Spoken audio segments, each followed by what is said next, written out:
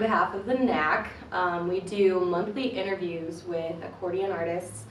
Hold on, wait a second. Is this the Knack, like the band, the Knack? You know, the ones that did My Sharona originally? That could be better known as My Pepperona. My Pepperona. No, the Knack stands for the North American Accordion Collaborative. And it's an online accordion group that's just trying to make the accordion world a little bit smaller, a place where you can share ideas and learn stuff, be a resource for the accordion students. That's a pretty awesome thing. Yeah. The accordion's a pretty darn awesome instrument. I agree. I definitely agree. So we are here with Alex Meixner. Hi. At the Fairbanks Summer Arts Festival in Fairbanks, Alaska. And we've been teaching workshops all day, and you just got done teaching a workshop. Yes, I had 7 diatonic button accordion players in a room. I saw that. It was chaos. Some of which, one gentleman came from Denver, Colorado, and Colorado? Yes, let's hear it for Colorado. And great guy, and I've known him for a bunch of years, and he came here and he's learning how to play a little bit, and had some people that were very experienced with the instrument and learning a bunch of different kinds of music. Yeah, spreading the word. That's what it's all about. That is what it's all about. Okay, so we like to kick these interviews off with you playing something for us. Would you mind giving us a taste? Should I play on the piano accordion or the button accordion? I think the button accordion's where it's at. Alrighty. Okay. So should I play something slow and pretty or fast and stupid? Oh man. Or something half fast and ignorant? I mean, you can play all of the things. We'll get to all the things. Okay. So it's whatever you want. You know Player's what? choice. Let's play, I'm going to play a pretty little song here. This is a little song that is called The Pretty Princess's Waltz. I wrote this for my 2 pretty princesses, my daughters, Zoe and Kayla, and it's also for my fiancée, Paula, who's my princess.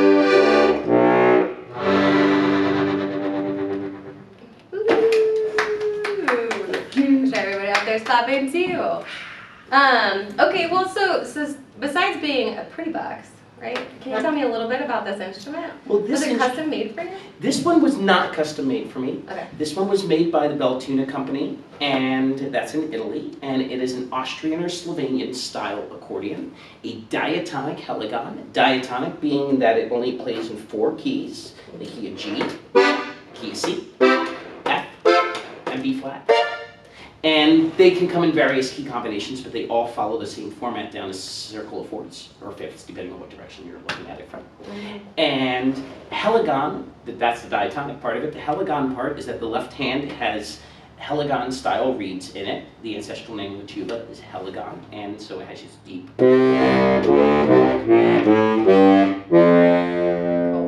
And so traditionally it's called a Spätdienst harmonica, a push-pull accordion from Styria in Austria, but we just call it a button box because it's a box with buttons.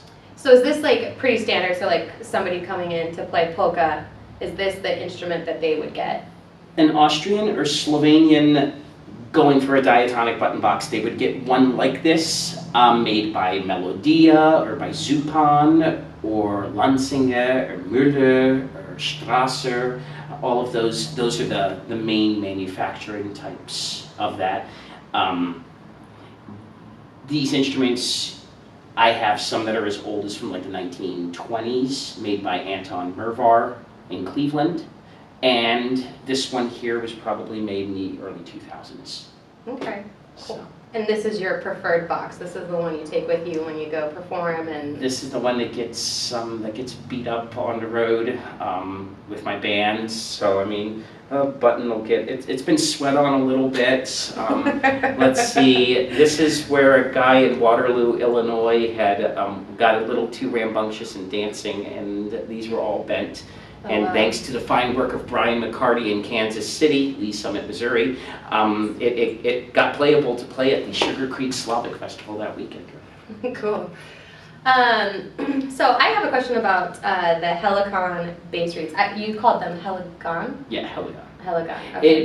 It's Helikon, but it's pronounced Helicon, Helicon. Helicon. Okay. Okay, cool. So is it, how do they just add steel onto the reeds to make it like just that octave lower? Or? Yeah, so you've got that, and you know, I mean, this help. Strasser's website tells you that the number of horns doesn't change the pitch, but there's a certain resonance that happens through the instrument.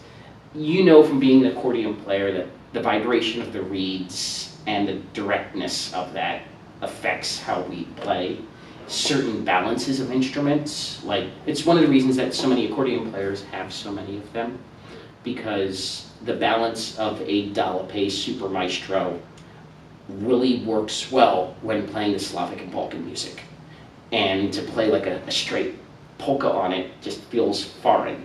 Just like in the same respect, I have a Hohner Merino, and it's like that instrument was born to play Oberkreiner music like Slavko Avsenik, because that's the instrument he created all of this on. And there's certain titanos or pitosas that are used by certain people. I mean, certain Giolettis are really popular in Brazil, you know, Italo-Americans with some of the Cleveland Slovenian guys. So I mean, the instruments are idiomatic, and the design of them, everything from the types of reeds to the physical design and the aesthetic of them, kind of affects the music that we play. Okay. So I've heard that there's, through these interviews I've learned a little bit. We did an interview with Toby Hansen, and he was talking about... we might not all be Scandinavian, but we're all smiling. The smile of Scandinavians, great band, great band. But he was talking about the different styles of polka, so like the Cleveland style and the different style. Is there like a specific style that you play most, or...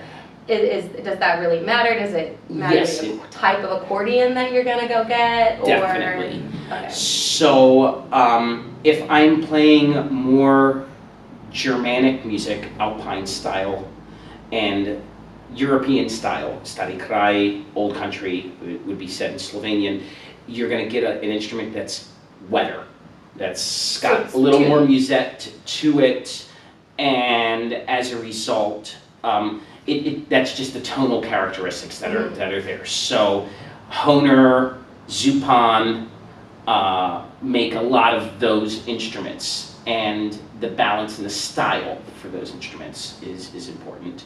And when I'm playing Cleveland, Slovenian style polkas, you know, that tone is a drier tuned box. And so I have an accordion. It's a super polka that I think was built by John Bidet in Cleveland many years ago, and I have an Italo-American now that I'm getting worked on. My Siwa and Fiedgli is dry tuned in that same style, as opposed to my Beltuna that is a little wider, and that affects just like in the same respect that jazz players don't get wet tuned accordions. You know, I mean, certain styles work in there. And so what is this one? So the button accordions, that gets interesting. It's different. So that's completely, so again, this one's maybe a little wetter than it has a little bit of a tremolo to it, but at the same time, it's not overly, you know what I mean? It's, our accordions are maybe +10, -5, somewhere in that ballpark. Right. Yeah. As opposed to like, have you interviewed Gary Blair at all? And, we haven't interviewed Gary Blair, but one of the great accordionists. Everybody list. loves Gary. He's the nicest guy, and I mean, those Scottish accordions. I don't know. It might be +25 and -30. It's pretty. You know, it's pretty but man, he can make any. And he plays so fast, and the technical facility, you know, I mean, and it's always interesting because we'll go and those tunings can make our instruments sound so divergent, but then we have so many common threads in what we do with our musical styles, and particularly playing with Gary is always a fun time. I was in Scotland a few years ago, and we jammed together when I played at the Fringe, and it's just always a barrel laughs. Yeah, he's a great guy. He was at the NAA this last year, and he was teaching some of the Scottish folk music to the accordion band, and I just remember thinking, wow, that's so cool. Yeah, and he's just a happy, jolly guy. You know, I mean, he's inspired my hairstyle. Definitely. Okay, well, let's. Would you mind playing another tune for us? I would love to play another tune. Okay. Okay. Player's choice again. Okay, player's choice. Then I am going to play a little polka, and it's a Cleveland style polka. Okay. Cleveland Slovenian style polka. So it's very driving and insistent with the rhythm. We would generally have bass, drums, sometimes saxophone, banjo. It's on my live album, and so is Pretty Princesses. It's on my Live You Asked For It album, so that was my commercial plug for the day, which is also on a DVD, and this is Bouncing Brody's Bodacious Button Box Polka. Oh my gosh. And this is for my son, Okay. Brody.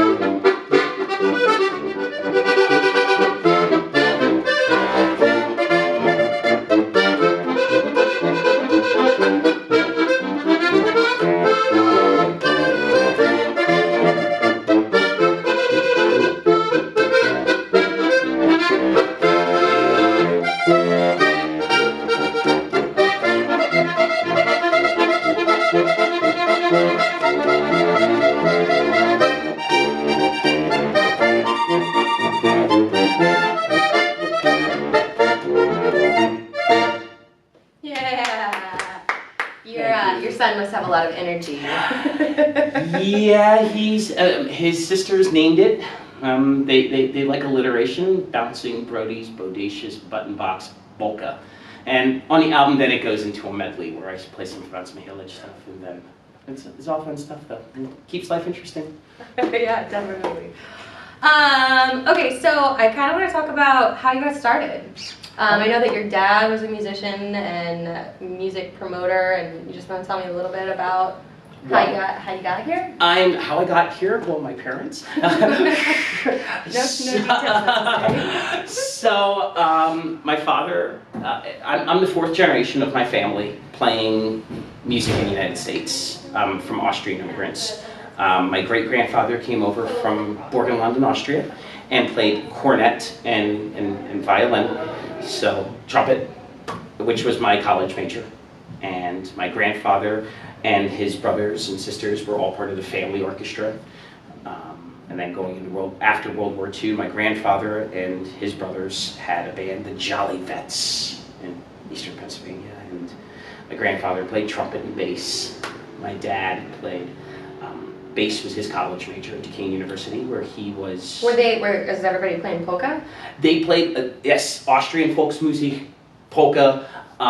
Then each generation, the music evolves, as in any folk tradition, whether we're talking about literature, music, cooking, dance. I've had some of the manuscripts of my great-grandfather's orchestra. We play some of those songs. Then, as my grandfather's generation came along, they were influenced by the big band sound. And so they started using saxophones instead of clarinets. And so that started coming in. My grandfather was a rebel. He had an electric bass. He bought one of the first electric basses. Wow. And that got him fired from the family band. And he started his own band. Wow. And then my father was the accordion player. And he went to Duquesne University, was a member of the Tamburitzans, a folk ensemble. Did he play button accordion or did he play piano? Both accordion? Piano and button accordion. Which you also played both. Exactly. So my dad was recognized for his recordings on the button accordion a lot, and was my first and primary influence on everything. But I'm very thankful to both my parents for the ability that I had to be exposed to a lot of different kinds of music. So my dad was classically educated, as well as playing in different pop things, was a recording engineer, so there was all different kinds of music. He worked at Epcot Center as an accordionist at the German Pavilion, but also played drums at the American Adventure. He played all kinds of different stuff and was an arranger, so that ability allowed me to really keep open ears. I went to college as a trumpet major and got my degrees from Ithaca in upstate New York, go Bombers, and in trumpet performance and music education, and did my master's at Penn State and in trumpet performance. And the accordion was always my passion. I started with the piano accordion when I was 4 years old. My mom was my first teacher because she had the patience to make sure. And so your mom's played accordion? My mom never performed in public, but my mom was a teacher and she played accordion. Wow. And so she made sure that I could read music. Cool. Because she was not going to allow me to get one of these button accordions until it was proven that I could read music.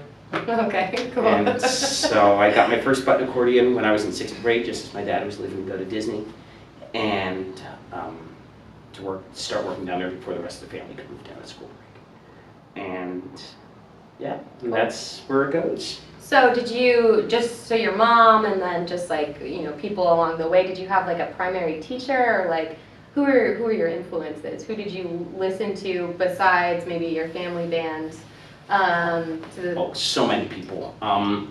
When I was younger, my dad was insistent that, like, when we'd be going to like the church picnics and that kind of stuff, where his band would be playing and the whole family would go, he'd go out and listen to the other guys playing. All the old time Austrian guys with their button accordions would be playing their songs out past the trees, and so I'd watch Mr. Strauch and Mr. Kemeter and Mr. Flamish play and all that kind of stuff.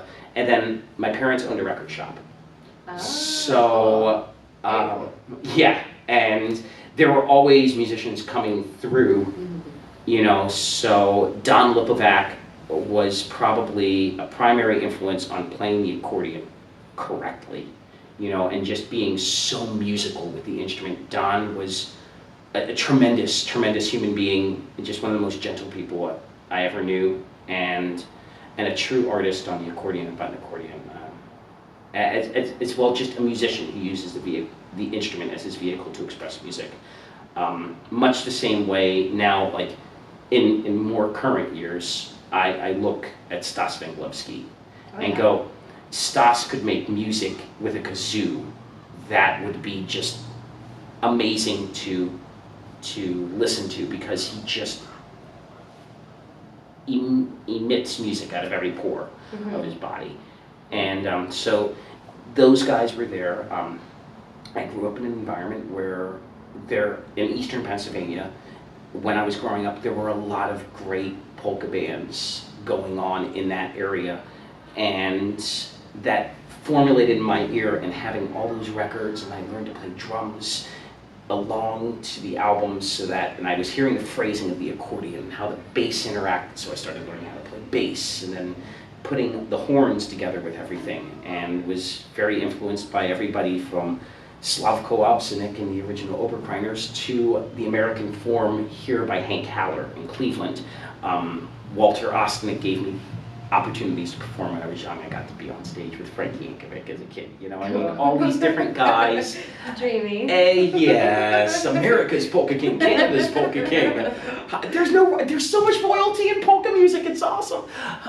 But then outside of that, I inhaled everything from Blood, Sweat, and Tears to Louis Armstrong, and that was the other form of my education. And as I went to college, because I wasn't a formal accordion player, I was definitely going on trumpet, and I kind of kept those instruments on parallel, non-intersecting tracks. Yes, I played trumpet on polka gigs, and occasionally I'd trot out the accordion on my jazz gigs at school, but it was always like something different. It wasn't part of what it was, and it really, something that I was told when I was a freshman in college really struck heavy with me. Clark Ferguson, who was married to my dad's cousin, she's since passed on. He's a great concert organist, recording engineer, and just a great thinker about music. And he's like, save all the notes from your college classes and just make sure that you just go and try to collect all the information. You're not going to be able to put it into practice until many years after you're out of college. And I feel that way. Like, I went through varying stages of respect and disappointment in former teachers and different people, because I'm like, well, they didn't give me this at this time, or I didn't understand this, or they kept me from this, or whatever. But in honesty, you can only take in a certain amount of information, and everybody digests and finds a way to make that information their own on their own timetable. So That's good advice. That's really good advice. And so thank you, Clark Ferguson, for that. Hey, Clark. Because that's, I mean, I dig out my old trumpet notebook, and every time I'll think that, oh, I wasn't being taught this, at this time I'll go, whoa, on December 3rd in 1996, Frank Campos told me I was supposed to do this. So also thank you to Frank Gabriel Campos, who's now retiring from Ithaca College, my trumpet prof there. And because he made us keep a physical notebook about things that we were, not just the assignments, but things we were focusing on. And now, 20 some years later, What was that? I can revisit that, and I create my own notebooks for that stuff, just so that I can keep my brain going on advancing. Cool. So I know that we've, you and I have talked about this a little bit, but like the teaching and like, making your living right now off of playing accordion. Like, you are a polka guy who makes a living off of playing polka. You travel all around the country doing that kind of stuff. I know that you did the Hormel commercial, and you did the Polka King album. Tell me a little bit about what you're doing. Like, what does life in Alex Meixner look like? Wow. Brief. Well, it's crazy. If you had told me 20 years ago I'd be making a living as I am right now, I would have told you that's not going to be possible. But the instrument and music has regentrified in so many different ways. And there's always going to be people that are going to say, it's not like it used to be. You're correct. It's not like it used to be. We don't buy 8-tracks. Milk isn't 25 cents a gallon. You know, I mean, things change in time. Yes, it's expensive. Right. Yeah. But I'm making music and having really cool times. The commercials for Hormel have definitely been a great opportunity. It's fun, and people respond to it. And isn't that the purpose of all the music we make? Making it relevant and something that people can respond to. So I got to record the soundtrack for the Polka King movie with Jack Black. Was pretty awesome. Jack was also my wingman for proposing to Paula. So thank you, Jack. I'm in a grateful kind of mood. Thank you for Paula for saying yes to me, not to Jack. All that kind of stuff. And my band is touring all across the country. In the meantime, I'm balancing all of that with having 3 kids at home and who are exploring and do they play accordion? None of them are playing accordion yet. Bummer. I think Brody is going to be the accordion one. Come on, Brody. Come on, Brody. The girls are more into singing. Zoe is really got a very musical ear at the piano, but hasn't gotten bit by an accordion bug yet. You know, she didn't have a door-to-door accordion salesman come by. So shout out to Mike Heyman for that one. And so it's everybody finds their own path, and I'm really glad that I'm taking this one. I haven't been doing a lot of teaching in the last few years, but here I am in Fairbanks, and it's reminding me the amount of energy that goes into teaching. But it's great to see the lights going on in people's... Yeah, it was great. And your advice to some of those folks in the class today of just like, you will learn this tune by ear this week. Well, and the thing is, I always try to stress that our most important teacher is always going to be ourselves. Because regardless of how much a teacher, professor, mentor implores certain ideals on you, you're the one who's with yourself 24/7, 365. So if I have to go on a diet, I can read all the books about what I'm supposed to eat and not eat, and have somebody coaching me on it. But when I drive past McDonald's, that's ice cream. Or ice cream or whatever, you know, it's going to be where the pedal meets the metal, you know. And it's the same thing with the accordion, you know. Some people get into certain. I'll see like Dallas Fietti is so meticulous about how he's approaching the touch on the instrument, and when we spent a few days together a year or two ago, and it makes me think differently. Ronnie Oswansky, who is a great musician and accordionist in New Jersey, is a great Hammond B3 jazz organ player and piano, and he grew up around accordions all of his life and also plays accordion. But his approach to the accordion comes more from his experience on the B3 and on piano, and so he doesn't articulate it the same way. And that's not to say one is better than the other, because he has such creative thoughts that are banging out in a different way. Then you have a Joey Miskulin, who just musical perfection. I mean, so good. He's so good. Miskulin one time in 1973, he thought he might have played a wrong note, but then he went back and listened to it, and it wasn't. Okay. The man is perfect. He's really perfect. You know, as well as being one of the nicest guys you'll ever meet. Yeah, no, he is. So I do want to talk more about that, because we're kind of touching on like where the accordion is going, and how like the crossover of, you know, musicians and piano players and Hammond players and the whole jazz and where it's going. But will you play us another tune? Okay, I should probably play the piano accordion. Okay, you can play whatever you want. I am borrowing a piano accordion from Louise Kowalski. Thank you, Louise. And this is the first time I'm ever playing a Petosa accordion in public.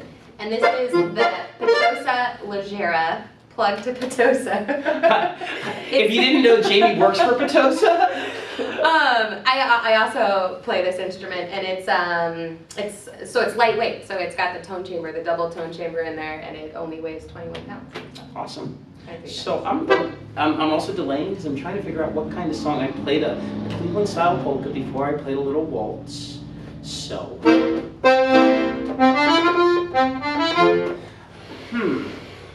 I'm going to play a little Swiss song. It's called Komm in meinen Rosengarten. Come in my rose garden. And it's like a little schottish or a little rag kind of thing. Hope you like it.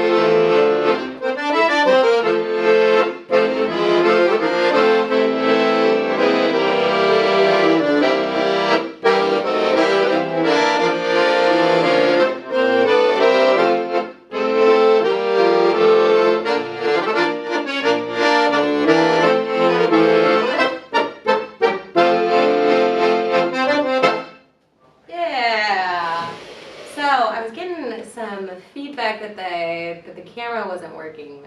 The camera's not working? The live stream went out. The live stream went out? Are we back? Are we back on, everybody? I think we might be back on. Are we? Did it go out while I was playing? Yeah. I think, well, that way it missed a few mistakes, maybe. Not playing all those right notes. It looks like it's working. So okay. we're just gonna go ahead and resume. Okay. I think somebody just sent us a thumbs up. We got a thumbs up. Okay, we got a thumbs up from something? Good interview, cool. It looks like it's working. Okay, so, where are we at? Okay, so we were talking about so future of the accordion. A couple things that I want to hit on are the Roland, right? Okay. So we talked a little bit about this yesterday when we were, and you said that there was another, the diatonic, so electronic accordion. Right, and I actually started looking at, I went to their website and I couldn't find it on there. Really? So it's no more, huh? It might be no more, and with all due respect to the people that work the Rolands, because I mean I know a lot of people that do and make fine music with them. Alicia Baker, Corey, Kevin Selecki, Michael Bridge, can do a lot of great things with the reedless accordions. It's everybody's own preference. I personally feel that playing a reeded accordion, I'm going to call it a real accordion. That's probably one of the reasons I don't work for Roland anymore. that short time was short. That's the instrument that I enjoy, and the flexibilities that are afforded by having MIDI or whatever are great. Mm-hmm. I use MIDI bass in my band all the time. Yes, I'm the bass player in my band. I play left hand. My button accordions piano accordions are all MIDI'd by a gentleman in Wausau, Wisconsin named Brian Seehafer at Band Instrument Repair Specialists. Wow. And his system is very simple. I have a patch bay, it powers my mics, it powers my MIDI, they can all shoot into the same sound generator, and I only use it for bass. So what bass sound do you use then? Do you use like a frequency generator, like a sine wave type of thing? Who's the guy that does that? Well, the old Sano bass generators or Baldoni bass generators, which weren't even MIDI. There was Italo-American actually had an acoustic electronic bass inside some of their accordions, which was really funky. But I use it to straight MIDI thing, and it shoots. I could put it into any sound generator, tone generator. I use PV Spectrum basses, which were made sometime in the mid-90s. I buy them on eBay, and then when they burn out, they're generally not worth fixing. So hopefully they don't. I have a few in spares, you know. That's fascinating. Well, okay, and cool. that's the sound, and I make sure it's EQ'd on my bass amp.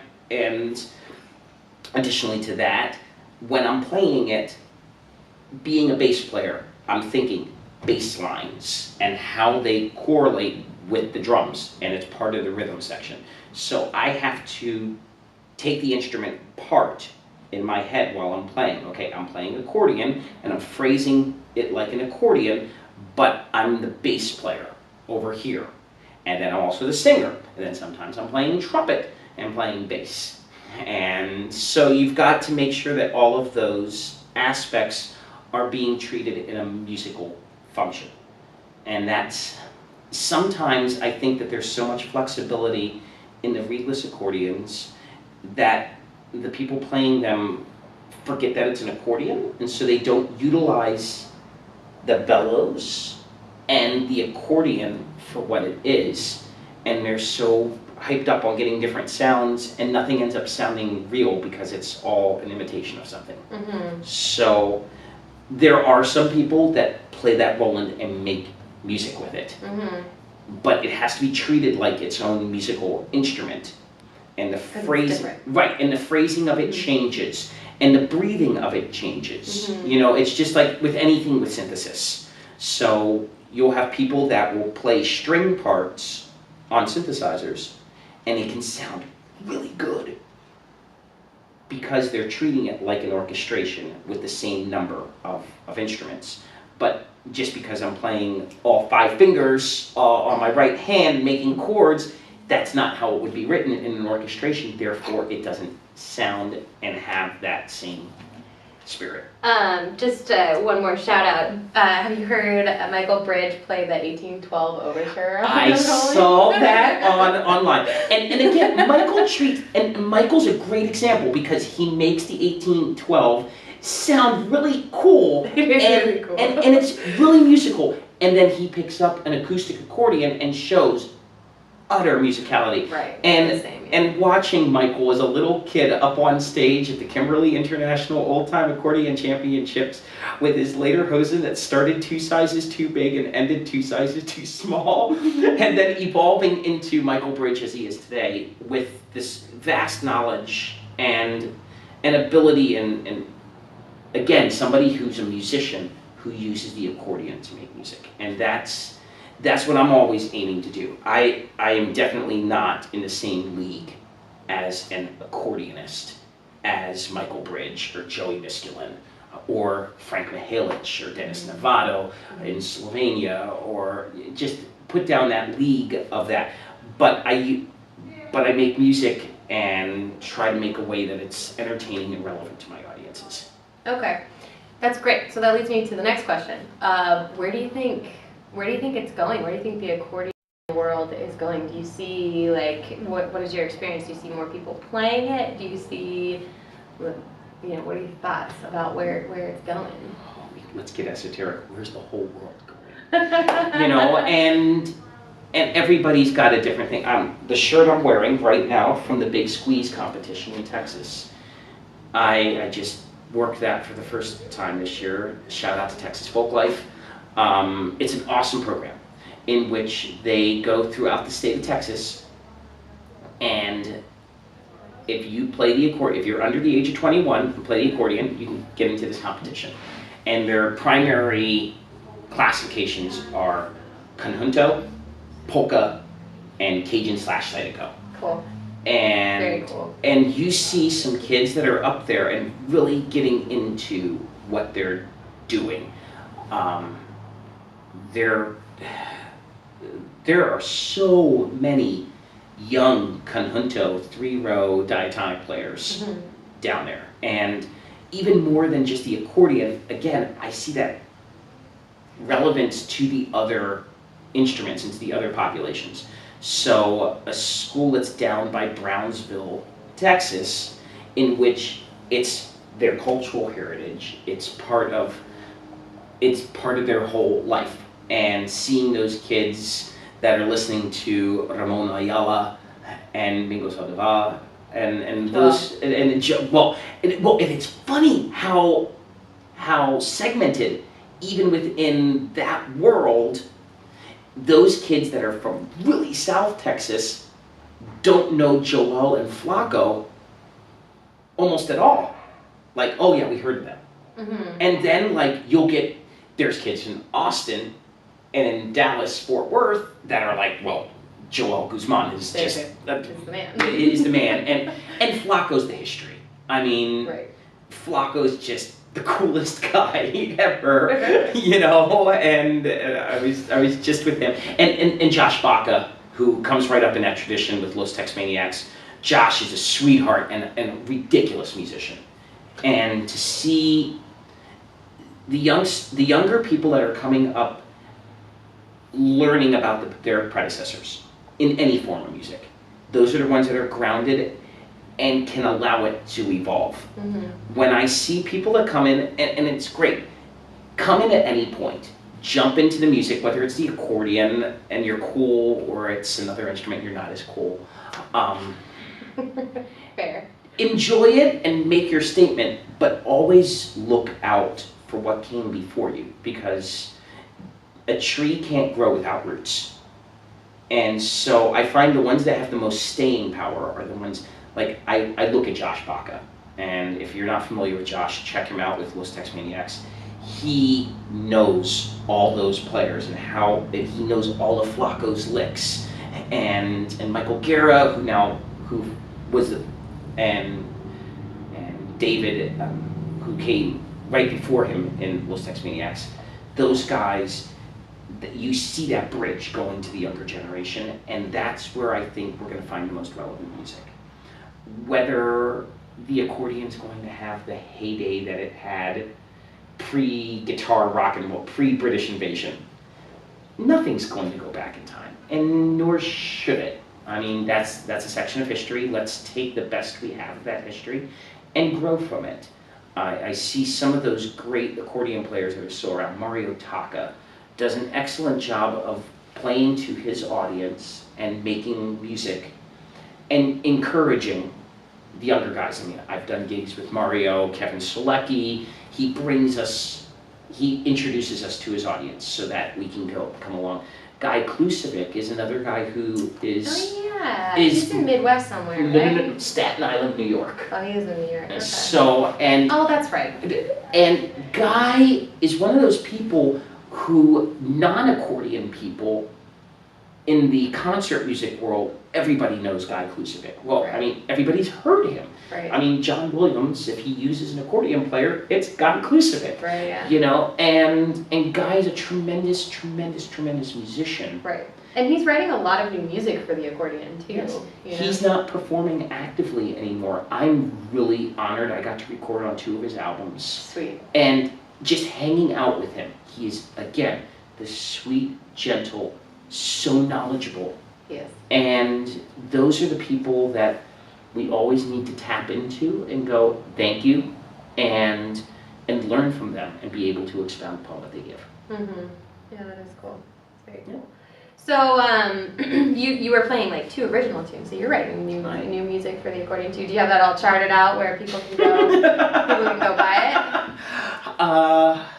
it? You're welcome to do the transcriptions. Thanks. I rarely do I have time to write that. shout out to Chris Heslop, the sax player in my band right now, who has been writing out feverishly charts and into our iPads, so that I'm not making the guys learn stuff by ear as much in that regard. Maybe he's going to be writing accordion arrangements soon. I mean, given that opportunity, and he's got.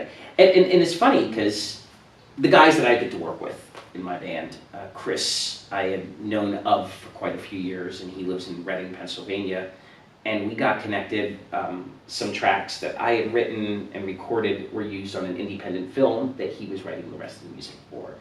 And then we played in some of the same jazz groups at different times. And he wrote an arrangement that was used for the Polka King movie of the rapping polka. Jan Levan It was so good. Everybody should watch that movie. Everybody watching, if you haven't seen it already, you should go watch it. It's on Netflix, The Polka King with Jack Black. It's a great film. And watching Jack and Jan in a pizzeria in Manhattan rapping back and forth was a memory that I will never ever forget. But Chris got into this, and he's very much into gypsy jazz music without the accordion. And so, like, now he's in my band, and maybe there's a little bend to a few of those kinds of things. And then all of a sudden he comes to me, he's like, yeah, we're doing a concert with this accordionist. Have you ever heard of Julian Lebreau? And it's like my other drummer, Ed Planick, recorded his first album with Peter Suave and these people and that kind of stuff. And the music world is small. And it's a matter of mobilizing together so that more people can see the beauty and joy in it. Yeah. So kind of what I'm hearing you say is like, you know, there was pockets of these music of accordion music that just exists everywhere. Like it's been existing the whole time, you know, and it's just a matter of like it catching on just a little bit and catching up with music a little bit more than just, you know, what it was. And it will never be again what it used to be, but exactly.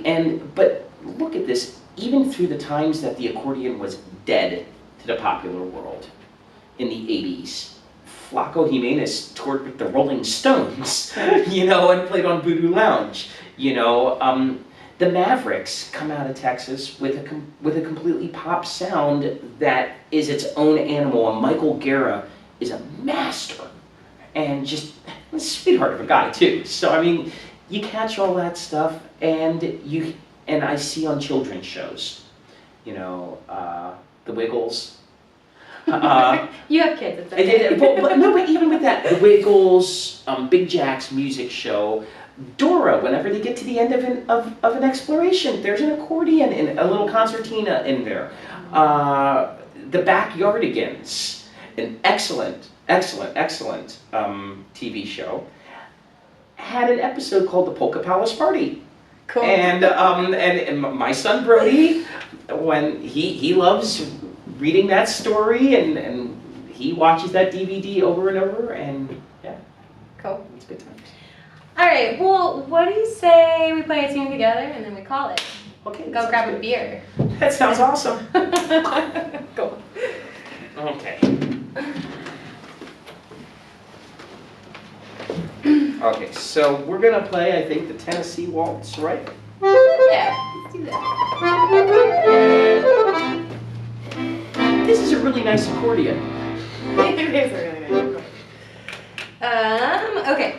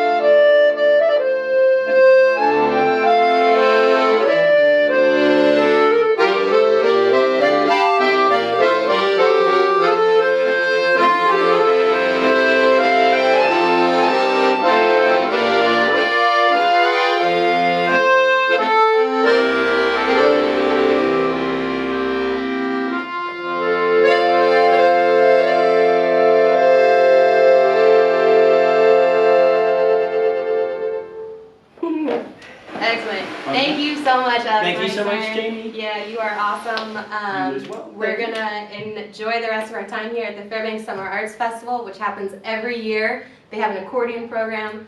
I imagine there will be a button accordion program here again next year. I'm hoping so as well. And please check out Knack. Join Knack. Join the Knack. The link is in the post, I think. Yeah, and also come to the Alex Meixner Band fan page and check us out at a live show. My band will be meeting me in New Ulm, Minnesota for the Bavarian Blast this coming weekend, and then we have upcoming performances in Chicago, just outside of South Bend, Indiana, Toledo, Reading, Pennsylvania, Baltimore, then heading back to Wisconsin and Ohio and New York and all kinds of stuff. Just check it out. And all that's on your website. That's all on my website, alexmeixner.com. All right. Thank you so much. Thank you. Bye.